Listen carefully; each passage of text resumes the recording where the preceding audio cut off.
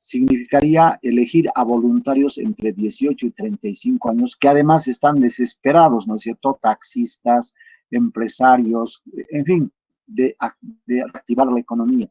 Yo elegiría y cada 14 días, controlaría los síntomas y les ayudaría a la convalecencia y seguramente tendríamos menos tasa de letalidad, seguramente, quizás hasta cero. Tal vez soy demasiado optimista. O tal vez tendríamos la misma letalidad, pero ¿cuál sería la ventaja de que cada 14 días estaríamos despachando 500 personas o 1000 las que nos atreviéramos, 1000 convalecientes o 500 o 100 convalecientes, pero cada 14 días, controlándolos a ellos desde el primer día, algunos pasarán asintomáticos, algunos pasarán leves, pero ya estaríamos controlando, ya sabríamos quiénes son, estarían en las universidades, en las aulas, estarían en los cuarteles. Imagínense, estaríamos despachando, entonces haríamos la contención biológica de 100 en 100 o de 300 o de 500 en 500, eso dependería de nuestra capacidad. Y los médicos se ocuparían de atender a estos que se han infectado y no como sepultureros esperar en el hospital a los que van a morir. Ya no sé, estoy desesperado, pero no nos atrevemos a hacer. No sé si conocen la anécdota de Colón. Se cuenta eso. Dice que Colón había dicho, ¿quién me lo hace parar este huevo en la mesa? Y creo que era un huevo de avestruz grande. Y nadie, o sea, callados, ¿sí? Entonces, ¿qué hizo? Según dicen, no sé si con su daga o con su espada, destapó el huevo por un extremo y lo hizo parar, o sea, le buscó una base. Y saben que digo, eso, pero cualquiera lo hace. Pero eso cualquiera lo hace. Pero jóvenes, ese es el momento de hacer. En el momento en que uno propone la idea, uno siembra la idea, nadie se atreve. Porque ahorita no sé cuántos de ustedes se habrán enfermado, ¿sí? Y hay mucha gente desesperada de trabajar y tienen razón. Pero si eligiéramos, hasta ellos aceptarían. Ya, ustedes van a trabajar voluntarios de 18 a 35 años, sin enfermedad, y mientras tanto estarían en cuarentena estricta nuestros parientes, seres queridos que tienen factor de riesgo, los que son gorditos, los que son obesos, los que son, tienen chagas, tienen insuficiencia renal, artritis reumatoidea, etcétera, etcétera. Imagínense ustedes que de una familia nomás salieran todos los sanitos, digamos, ¿sí? De una familia, pongámosle, de 5 miembros. Los que no tienen factor de riesgo serían 3, que ellos se enfermarían con control, ya no serían peligro para sus seres queridos. Ellos saldrían, ya no llevarían virus. Yo no sé, jóvenes, qué haremos, pero como dicen, si hasta diciembre vamos a tener 200,000 y no vamos a tener vacuna, que Dios se apiade de nosotros. Ahora yo un poco me alegro de tu pago, querida Dani, porque es una ciudad pequeña. ¿Cuántos habitantes tendrá?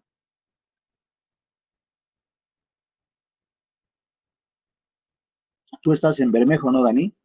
No, Yacuiba.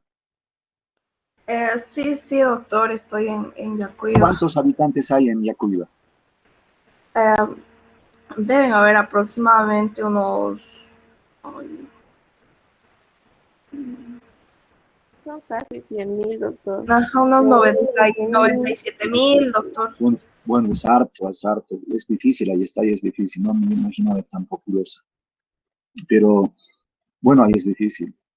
Necesitamos un 60% para que haya inmunidad de rebaño. ¿Eso qué quiere decir? Que el virus, imagínense que el virus es una persona que camina.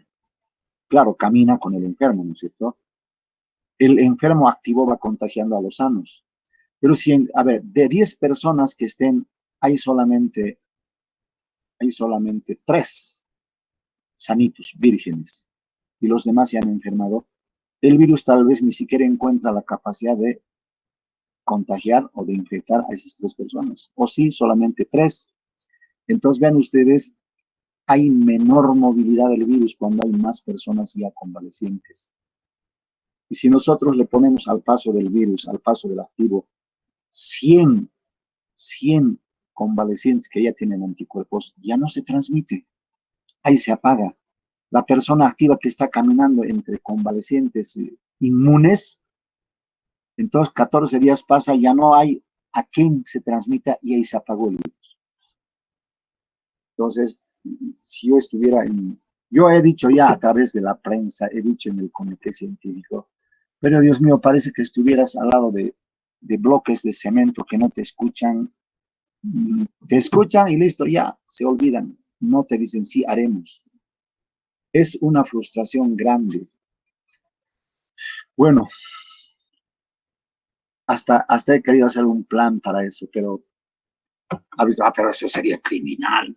Pero si voluntarios, porque ahora, ¿qué estamos haciendo? No es una medida criminal el hecho de que los transportistas interprovinciales, a ver, discúlpenme jóvenes, esto no sé si debiera decirlo, mejor no lo diré.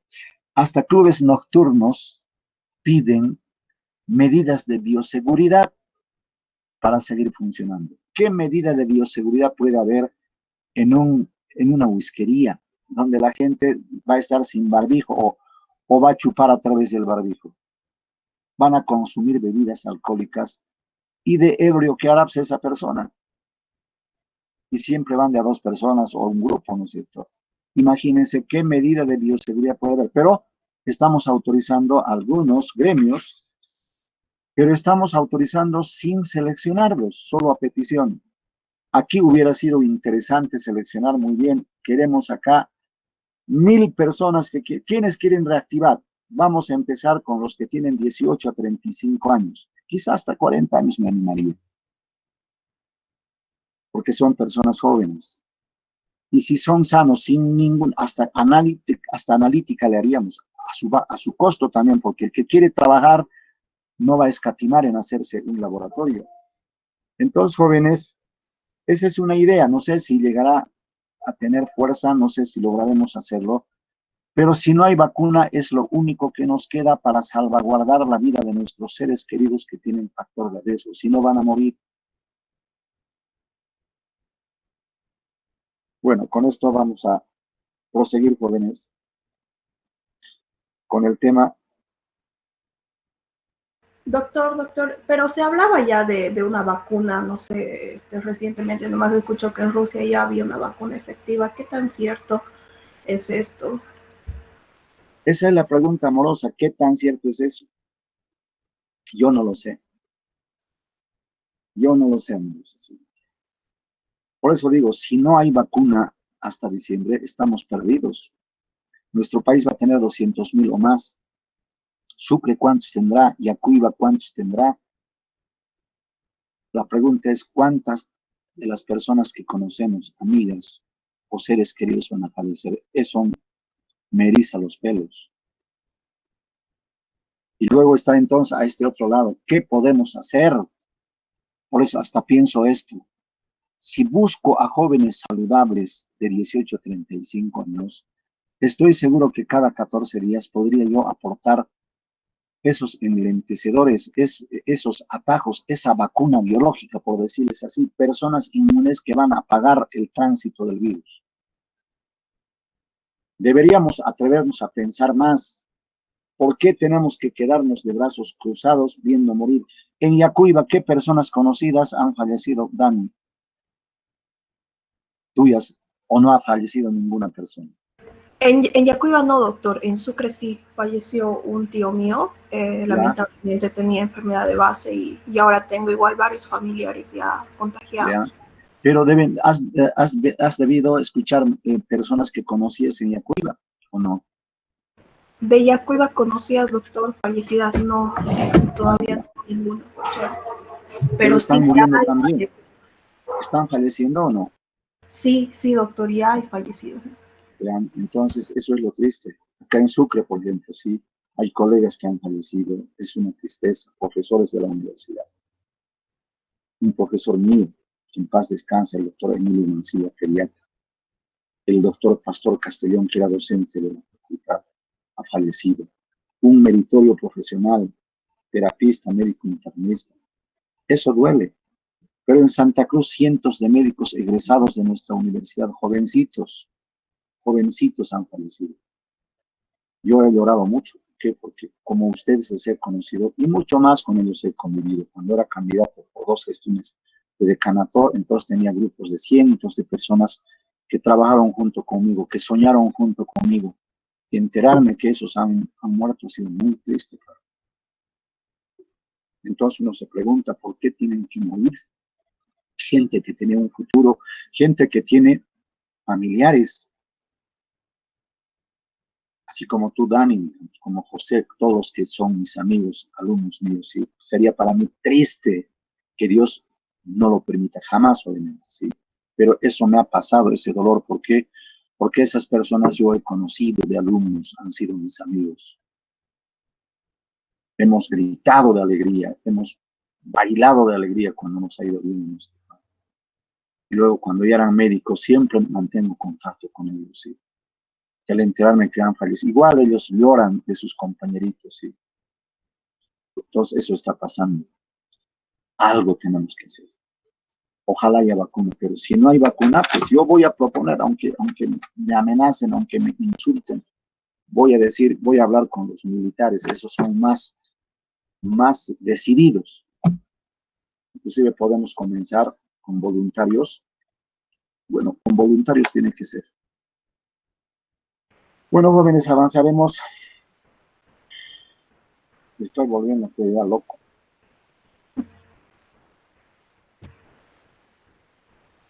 A veces la gente tiene miedo, doctor, de experimentar algo nuevo y cuando quieren hacerlo, lamentablemente ya es tarde.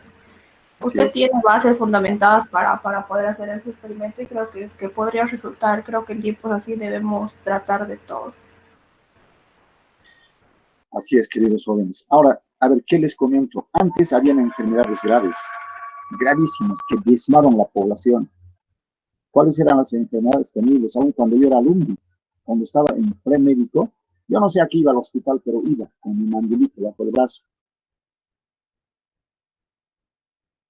Y cuando algunas personas malas me pillaban, me botaban.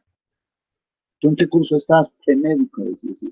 ¿Qué? A ver, mírenle su habilidad de este premédico. ¡Fuera! Aquí a partir de tercero, pero es mala idea eso.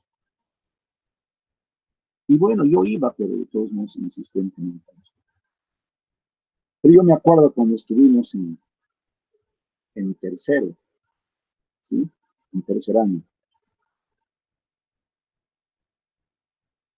Nos enteramos de que había un caso de difteria. Eso era como para escaparse. Era gravísimo esa enfermedad. Entonces, quiero decir que esas enfermedades no tenían tratamiento y tenían alta tasa de letalidad, porque no solo era la bacteria, no combatía solo con el antibiótico, sino tenías que utilizar un suero antibactérico o antitetánico. Pero no teníamos plasma, no había todavía mucha luz en la ciencia. Pero los médicos en la Argentina, particularmente en la Argentina, que es una medicina pródiga, yo admiro mucho a la ciencia argentina, empezaron a elaborar anticuerpos en caballos. Inyectaban los patógenos a los caballos, si era por vía oral, les hacían inhalar o inoculaban por la vía respiratoria, o si era sistémica, inyectaban a los caballos. Y los caballos no enfermaban ni morían. Quizás algunos también morían, no sabemos. Pero lo cierto es que el caballo, por su masa muscular y su peso, algunos solo formaban anticuerpos. Y esos anticuerpos purificaban y empezaron a construir el suero heterólogo, lo que se llama hasta ahora. Hasta ahora se sigue utilizando en el tétanos y en la difteria. No hay humano capaz en el que hubieran experimentado para conseguir plasma. La difteria no logra que el enfermo elabore anticuerpos. En el tétanos tampoco. En el tétanos, por ejemplo, el Clostridium tetani, distinguidos alumnos, es tan poquita la cantidad de exotoxina, porque es un veneno, una exotoxina que elabora el Clostridium tetani en condiciones anaerobias. Y ese veneno, ese tóxico, en pequeñísima cantidad mata al enfermo. Pero esa pequeña cantidad es incapaz de inducir a la formación de anticuerpos. O sea, es muy poco, es poco estímulo, poquísimo estímulo. Entonces, igual en la mordedura por las víboras, tú no puedes, a ver, ¿qué tal si yo agarro, le digo, a ver, Dani, hazte morder con la víbora cascabel que debe haber en la cuya? y luego vamos a obtener de tu plasma para proteger a tus parientes. Eso es imposible. Si una víbora cascabel la muerde a Dani, ella muere. Entonces lo propio. Entonces, ¿en quiénes se están obteniendo anticuerpos? En animales, en los equinos. A eso se llama suero heterólogo. En el caso de las víboras, suero antiofílico heterólogo. ¿Qué quiere decir?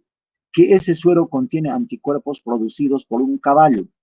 Entonces es el suero del caballo el que utilizamos, pero aquí hay un gran peligro del shock anafiláctico, la enfermedad del suero y el fenómeno de Artus, que se llama en bacteriología. Ustedes habrán visto eso con mucho detenimiento. Eso con antihistamínicos, eso con corticoterapia, solíamos administrar 40.000 unidades, y en el tétanos ahora ya tenemos más bien otro mecanismo, felizmente, pero en la difteria seguimos utilizando. Jóvenes, esas eran las terapias tradicionales. Y ahora yo digo, sí, la Argentina felizmente creo que ha elaborado un suero equino para combatir el COVID. No sé cómo les irá. Hasta eso pudiéramos hacer. Yo estoy proponiendo que se haga eso. Pero ¿qué me dirá el veterinario? ¿Qué me dirán los colegas? Seguramente me van a tirar piedras. Acá es un disparate. ¿Cómo es posible? Es criminal. Ya, aún a riesgo de eso, jóvenes, deberíamos intentar todo. Cuando estemos avanzando difteria, cuando estemos avanzando tétanos, me van a hacer recuerdo, Dani o cualquiera de ustedes, doctor, cuéntenos un poquito de historia. Yo les voy a contar cómo progresó, qué experimentos clínicos hacían. En fiebre amarilla yo me he olvidado comentarles, igual había un mártir, pero en otro momentito les voy a contar. Con esto, a ver, avanzaremos, entraremos a tema.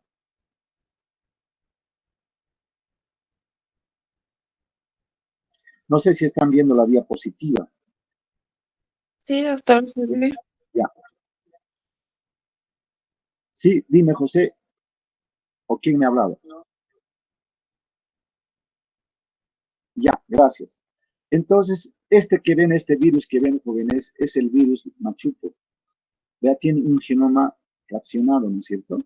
2. Y aquí estamos viendo unas, como unas partículas, ¿ven? Como arena. Entonces, por eso se llama estos arenavirus, por el aspecto que tiene, como si fuera una arena que le hubieran echado en el citoplasma del virus. Entonces, vean, es el virus quinto, el grupo quinto, virus ARN monocatenario negativo, familia Arenaviridae, por este aspecto como que si hubiera arena, por eso se llama este virus. En bacteriología o en virología ustedes han aprendido eso. Género Arenavirus, especie Machupo. ¿Por qué Machupo? Porque este río Machupo cruza o cursa en la ciudad de San Joaquín, como en Sucre del río Quirpinchac, un poquito más lejos. Entonces vean este río, jóvenes, que tal bellísimo, esto es en tiempo de aguas, y semejante vegetación, espesa vegetación. Aquí hay monos, acá en este río hay tortugas acuáticas, en fin, hay sicuríes, pero peces, una gran abundancia de surubí, pacú, matrenche, es decir, una infinidad, una riqueza extraordinaria, una fauna hermosa y una vegetación tan bella. Entonces, hasta ese momento, jóvenes, la enfermedad era gravísima. No sabían cuál era la enfermedad, pensaban que era una rickettsiasis, pensaron que era tal vez la misma virosis de Tacaribe o la misma virosis de la Argentina, el virus Junín, pero descubrieron que era otro virus. Por lo tanto, se constituyó en la enfermedad más grave del mundo. Y entonces el virus que descubrieron era un virus nuevo y le pusieron el nombre de virus machupo en homenaje a este virus. Este es el virus, jóvenes. Este es el segmento grande, L, I, S, cortito. Y esta es su estructura glicoproteica superficial. Es una glicoproteína tetramérica.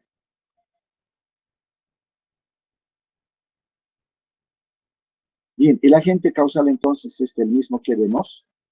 Tiene de 80 a 120 nanómetros de diámetro.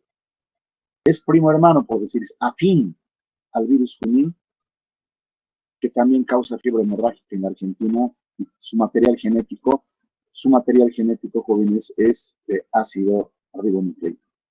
Ahí está con gránulos semejantes a una arena, por eso se llama eso. ¿Sí?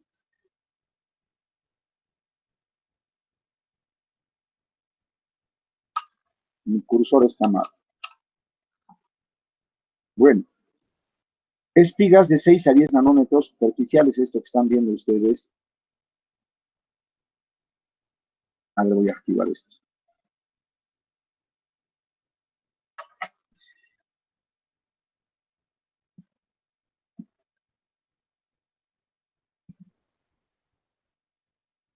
Y se activó.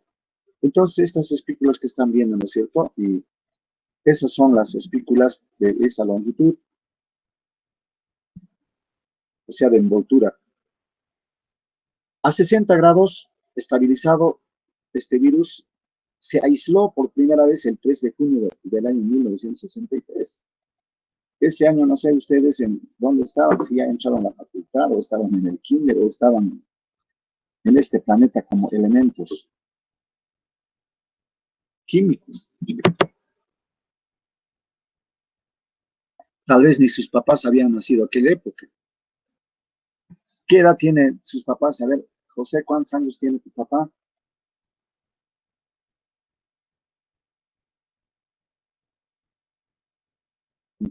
Y tu papá, Dani.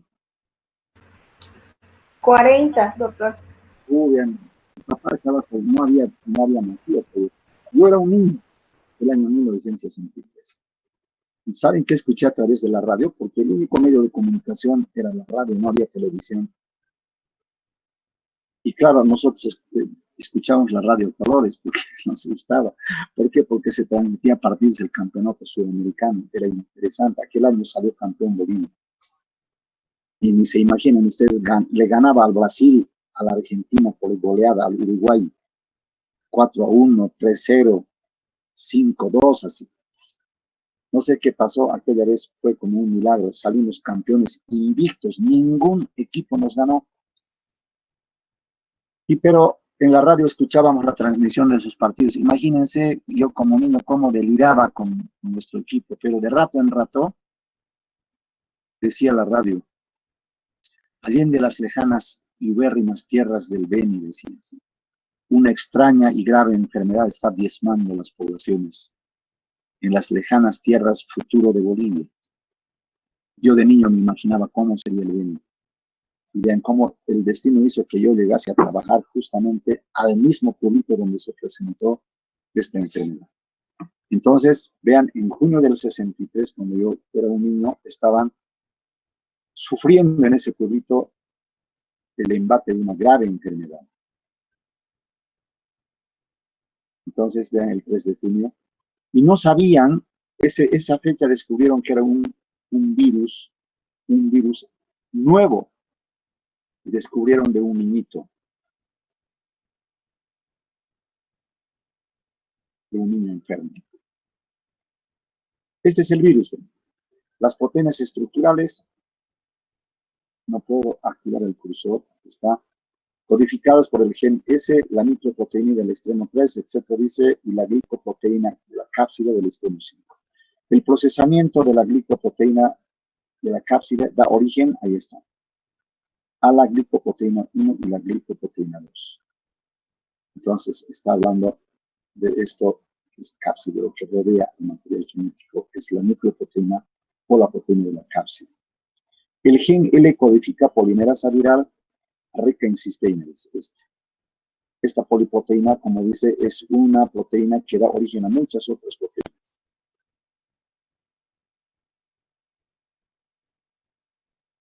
¿Qué podemos decir de la historia de esta fiebre? Este virus machupo jóvenes, perdón un segundito.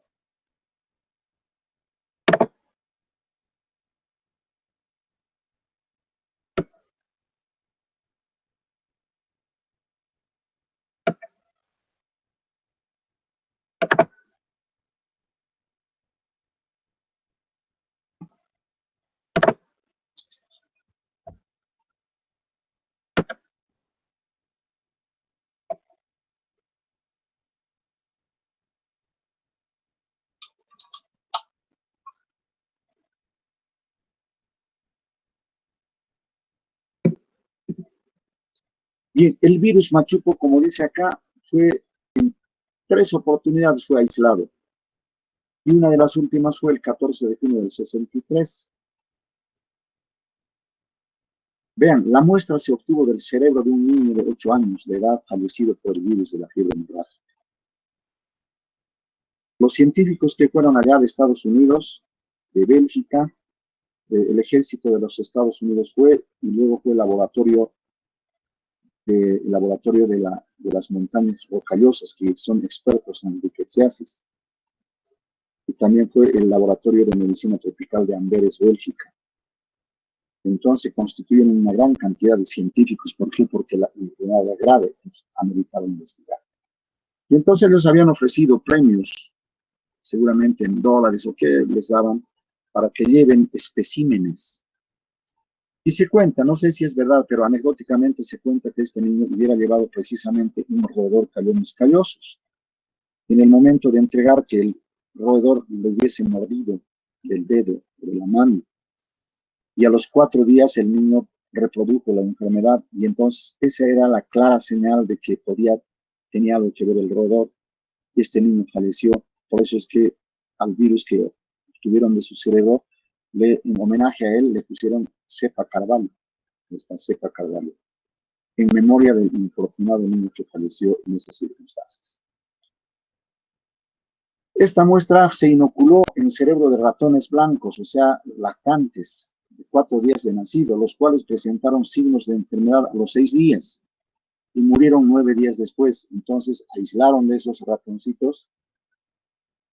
Entonces, vea, para mayor certeza, dice esta historia, se realiza un segundo pasaje de cerebro a una nueva camada de ratones blancos lactantes, y de ese modo se confirma el aislamiento del virus y se lo denomina virus machuco en honor del río caudaloso que corre serpenteando a la orilla de la población de San Joaquín. San Joaquín, esa población que les he mostrado al principio, queridos alumnos, es el pueblito que más sufrió.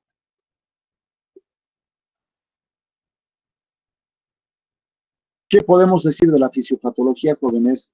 No se conoce exactamente los trastornos fisiopatológicos, pero ahí está pregunta de examen, anoten. Se ha identificado mejor, o se ha atribuido, ahí está, esa es la palabra, se ha atribuido a la fragilidad capilar la causa fundamental de la hemorragia en esta enfermedad. El daño en hígado y vaso y riñones se parecen a los de la fiebre amarilla. Se dañan, pero no tanto, se parecen a algo. El corazón, en el corazón, vean, no hay mucho daño, y sin embargo es muy grave en esta enfermedad. Entonces han preguntado, ¿por qué es tan grave esta enfermedad? Si no hay tanto daño, ni siquiera se parece el daño al daño que sucede en la fiebre amarilla. Vean, ¿qué es lo que han detectado? Una fina vacuolización del sarcoplasma. En el sistema nervioso central, si me ayudan, no, mi cursor se ha arruinado, hay edema moderado, vean, tampoco es gran cosa y tumefacción. Ahora que conocemos más, sin ninguna duda estamos atribuyendo a los complejos inmunes, al macrófago activado, a las citoquinas, que causarían el daño en los tejidos y sobre todo en el revestimiento endotelial, como está sucediendo con el COVID, en las células endoteliales de los alveolares. Liberación de mediadores hacia los vasos sanguíneos. Entonces ahí está la permeabilidad vascular, la peteque y la hemorragia. La permeabilidad vascular sería un factor grave en las manifestaciones clínicas de esta enfermedad. Estos enfermos sufren de hipotensión arterial y se choquean, claro, por la hemorragia masiva.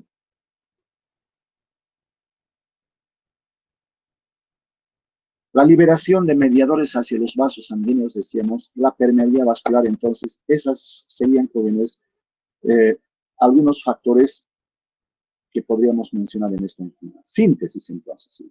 ¿A qué obedece la gravedad? Primero, sin ninguna duda le han atribuido a la fragilidad capilar, anoten, y luego a los complejos inmunes. A los complejos inmunes, el macrófago activado, los linfocitos citotóxicos, las interleuquinas, sobre todo, ya saben, ¿cierto? La 1, la 2, la 8, la 6, sobre todo la 6. Entonces hay liberación de mediadores. sustancias vasoactivas poderosas que van a concluir con la hemorragia y van a causar hipotensión y van a choquear al paciente. ¿Cuál es la vía de transmisión? A través de los alimentos contaminados. En esto se parece a la antivirosis. Anoten entonces cuáles son las vías de transmisión a través de los alimentos contaminados. Y luego por aerosoles, igual que la antivirosis, a partir de emuntorios expelidos por el roedor al defecar, orinar, inclusive salivar. ¿Qué quiere decir esto? Que con el sol o con el tiempo se seca la materia fecal y está ahí el virus. Y si nosotros al manipular suspendemos una polvareda, podemos inhalar estos virus que se aerosolizan y que se suspenden con la polvareda. También es posible que se transmita de persona a persona. Esto sucedió anecdóticamente. Un sargento norteamericano que se enfermó en San Joaquín de fiebre hemorrágica.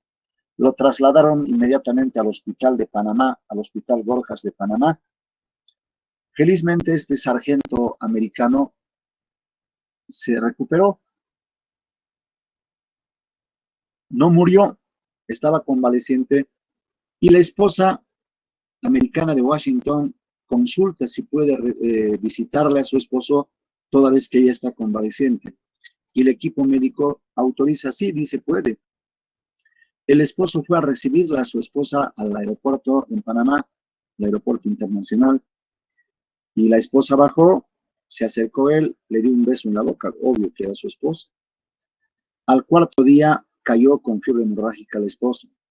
Y epidemiológicamente averiguando, descartaron porque no tenía ninguna posibilidad a la esposa de estar portando un virus con un nexo del área tropical, no lo estuvo nunca. Y entonces a partir de ello se acepta que puede transmitirse de persona a persona. No ha habido más casos, pero es el único caso evidente de transmisión de persona a persona. Faltando 5 minutos me van a avisar para que vayan a su práctica. Este espectáculo maravilloso que están observando ustedes, distinguidos jóvenes, es frecuente observar en San Joaquín. Este remanso, esta especie de laguna, son solamente desviaciones del río, el agua que entra como diera la vuelta y vuelve al río, pero claro, la circulación es lenta. Aquí hay también peces, etcétera, pero la gente humilde vive como en esas casuchitas, en esas casas precarias donde fácilmente el roedor ingresa. Bien, la epidemiología entonces nos habla que primero está restringido al departamento del Beni. La provincia Itenes era una de las primeras provincias que se afectó. Ahí están los pueblos de Magdalena, Baudes y Huacaraje. Luego está la provincia Mamoré, donde está Puerto Siles, precisamente el pueblo este que les estoy mostrando, el paisaje, pertenece a ese pueblito de San Joaquín, o a la ciudad de San Joaquín, ahora es ya grande, San Joaquín, San Ramón, y la provincia Bacadíes de Bolivia, sí. Ahora con tendencia a expandirse. El roedor es un salvaje, es un roedor que se llama Poechinus guayanensis. Y este roedor salvaje vive en compañía del Calomis callosus, son amigos. El Calomis callosus comparte la madriguera con este Poechinus guayanensis, pero ¿cuál es la particularidad? El Calomis callosus invade a la vivienda del hombre, entonces se traslada hasta la vivienda del hombre. Aquí come, entra, etcétera, hace sus necesidades, etcétera, y luego también se va a la espesura del bosque y donde comparte la madriguera con el Poechinus guayanensis. De ese modo, el Poechinus guayanensis y el Calomis callosus son reservorios del virus machuco, del contagio de persona a persona, ya hemos mencionado, y a través de los alimentos contaminados. Vean lo que dice acá. El año 1963, la curva epidémica culminó durante los meses de marzo y junio, en enero del 64, dice. Pero el año 1963 fue tremendo este año, diezmó la población de San Joaquín. Y vean los casos que acá, esto es historia, no sé, preparé creo este reporte histórico para alguna conferencia. Y vean el 80% de letalidad. Vean lo que dice acá. El año 1968, en la Cayoba, provincia de Itenes, esta es una población, 6 casos. En 1969, 6 casos en San Joaquín.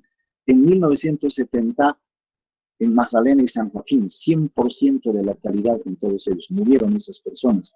En 1971, 5 casos en la ciudad de Cochabamba, vean. Hayan muerto médicos famosos, un patólogo, un clínico, una enfermera. Fue tremendo. ¿Por qué? Porque la Meca, como para los orureños, Cochabamba, la Meca para los trinitarios y los venianos es también Cochabamba, igual que para los orureños. Entonces es muy fácil, además están vinculados por la vía aérea con Cochabamba. Entonces los enfermos o algunos estudiantes, había un estudiante, por ejemplo, que fue una enfermera también que fue a San Joaquín, era su pueblo, y ellos estaban estudiando en el hospital Seton, entonces fueron en pleno periodo de incubación y ahí, vean, cayeron los enfermos. También en la provincia de Yacuma, el Beni, murieron 4, 80% de letalidad. En 1975 en San Joaquín 7 casos y 2 fallecidos, el 30% de letalidad. No se presentaron casos hasta el año 1993. Vean, desde el 75, ¿cuántos años? Casi 20 años. En 1982 se observó la dispersión del vector Calomis callosus por la inundación en las provincias de Yacuma, Mamoré e Iquemes. Ustedes saben que el Beni se inunda en tiempo de aguas. Entonces las víboras, sobre todo estos roedores, migran a distancias. Claro, la víbora no lo podrá hacer muchas distancias, pero sí estos roedores. Entonces, este es un factor que está propiciando que el roedor reservorio se despliegue a otras provincias y de ese modo transporta el virus y puede eclosionar en otros sitios la fiebre hemorrágica, tal como ha sucedido en el Chapare, en Cochabamba, tal como ha sucedido en La Paz. Entonces, vean lo que dice: obliga al reservorio a buscar localidades altas en las provincias de Itenes y Mamoré, Cercado, Marván, etc. En 1990, la construcción de una carretera a Santa Cruz y las inundaciones del 92 favorecieron aún más la dispersión del vector hacia las nuevas zonas. Este es un detalle epidemiológico bastante importante.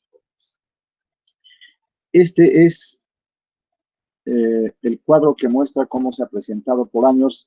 Vean ustedes del 61, pero el 63 fue el año catastrófico en la casuística de esta enfermedad.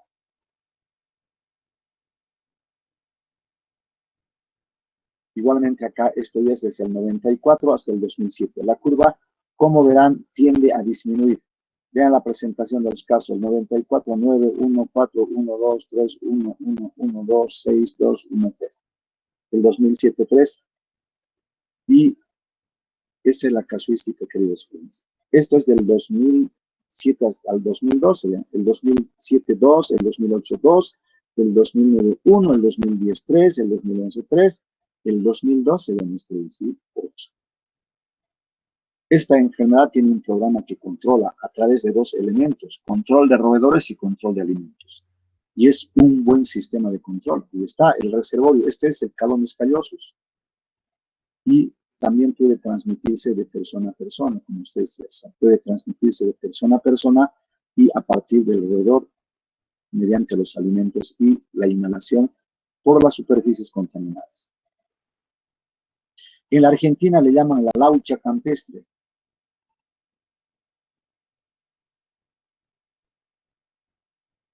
Aquí está el roedor, se lo ve simpático acá. Este es el que defeca, orina y saliva, y este es el reservorio del virus mucho. Vea, el Calomis, si contrae la enfermedad en recién nacido, desde lactantes eliminan virus de por vida, por la orina y la saliva. Con viremia permanente, sin provocar mayores molestias a los portadores. Cuando se infecta en edad adulta, puede adquirir inmunidad, entonces eliminan virus por breve tiempo y desaparece después. La característica morfológica de este virus, jóvenes, aquí está. Ya habíamos dicho que es del grupo de los arenavirus y afín al complejo Takaribe. ¿Qué es el complejo? Es un grupo de virus que causan fiebres hemorrágicas. Ahí están los virus. Se llama uno Pichindé, Tamiami, Amapari, Takaribe, Junín. El virus Junín es de la fiebre hemorrágica de la Argentina y Machuco de nosotros. se parecen, es como el SARS-CoV-1 MERS y el SARS-CoV-2. Y estas son las zonas, vean, desde el Beni ya se ha trasladado al Chapare. Ya. Y hay también en Santa Cruz, la región que se llama Latino. ¿Y qué dice la predicción epidemiológica? Que el próximo departamento que se va a afectar es Chuquisaca, con 2 provincias, el departamento Hernando Siles y Luis Calvo. Este es el machuco joven, ¿sí? Manifestaciones clínicas. ¿Tenemos tiempo o ya no? No, doctor, ya estamos Ya. a tiempo. Vamos a quedar Doctor, acá entonces, jóvenes. doctor, por favor. Vayan a su práctica. Dime, Doctor, no subió la clase de gripe, no está en el Classroom. ¿cómo, amorosa? La clase de gripe, no lo subió a Classroom, le decía. Ah, ¿no he subido? No, doctor, no sé si lo puede subir, por favor. Ya, voy a subir, hijita, ¿sí? Está Voy a bien, subir. doctor, gracias. Ya, pues. Vayan temprano a su práctica. Está bien, doctor. Bien, doctor, hasta Hasta luego. luego, jóvenes, hasta luego. Gracias, doctor. Adiós, adiós.